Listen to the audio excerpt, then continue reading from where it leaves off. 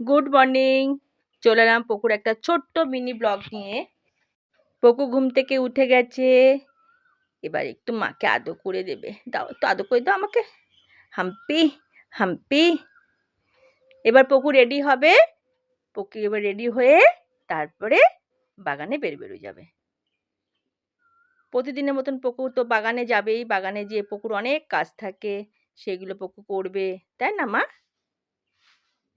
এই যে ভালো করে মাথাটা আঁচু আঁচু করে দিই। হ্যাঁ, তো যাবে তো বাগানে তুমি।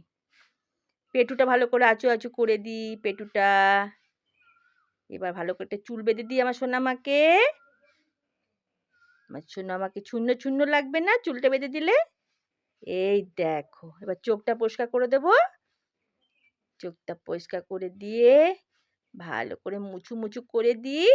তারপর একটা টিপ পরিয়ে দিলেই আমার সোনা রেডি।